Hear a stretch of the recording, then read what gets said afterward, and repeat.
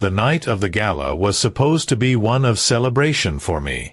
I had been with my company for years, working my way up from the bottom, and this annual event was where achievements were recognized. My wife looked stunning in her dress, and I felt proud to have her on my arm. But the moment we entered the hall, I noticed the way her eyes lit up when she saw him, Ethan, the new alpha in her circle of friends. Tall, loud, and arrogant, he had a way of making everything about himself. It didn't take long before Ethan made his move to be the center of attention. He cracked jokes that were just a little too sharp, and his laughter echoed across the room. People laughed along, but I could tell it was forced. Then, while everyone stood near the buffet, he threw his arm around my wife as though they had known each other forever. My blood boiled, but I stayed quiet, watching. The breaking point came when he loudly announced, "Man, I don't know how she ended up with you," pointing at me with a smirk. The crowd erupted in nervous chuckles. My wife's face went pale, but she didn't say a word. I felt the heat of humiliation rush over me, and in that moment I understood, this wasn't just about me. This man thrived on belittling others to make himself feel powerful. I forced a polite smile, shook his hand, and walked away.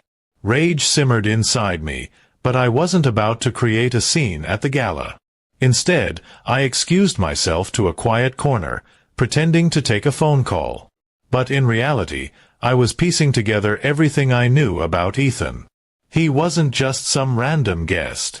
He worked in our company, new hire in the sales department.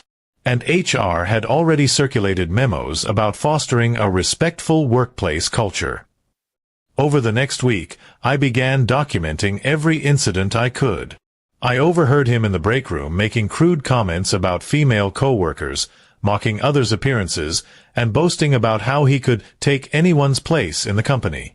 People laughed nervously, but the discomfort was real. I started gathering witnesses, quiet conversations with colleagues who admitted they felt uncomfortable but feared speaking up. I compiled everything: dates, quotes, and even screenshots of inappropriate group messages he'd sent after hours. At first, I questioned whether I was being petty, but the more I uncovered, the clearer it became. Ethan wasn't just a jerk, he was a workplace bully. When I finally walked into HR with my neatly organized file, the director raised her eyebrows. "This is serious," she said, flipping through the pages. I didn't need to embellish anything. The evidence spoke for itself. By the end of that meeting, they promised an internal investigation. The fallout was swift. Within 2 weeks, Ethan's booming voice was gone from the office. HR cited behavioral misconduct in their official email, though the details were kept confidential. Around the office, whispers spread, and people finally felt relieved. The tension that had followed him like a shadow lifted almost overnight. When I told my wife about what I'd done, she stared at me for a long moment. "You didn't overdo it?" she asked cautiously. I shook my head. No. He dug his own grave. I just handed HR the shovel. She didn't argue.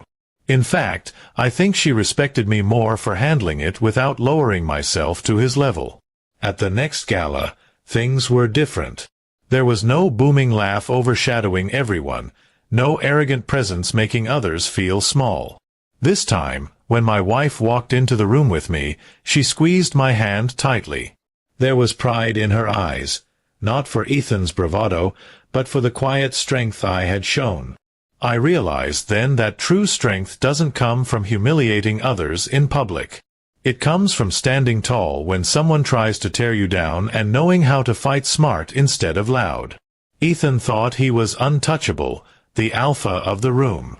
But in the end, all it took was patience, strategy, and the truth to bring him down. That night, as we left the gala, I felt lighter. Not because Ethan was gone, but because I knew I had defended myself with dignity. My wife looked at me differently, and I realized I had earned something more valuable than applause. I had earned respect. And the best part? HR had taken him down, not me. I just gave them the push they needed. Ethan had embarrassed me once, but in the end, he embarrassed himself far worse.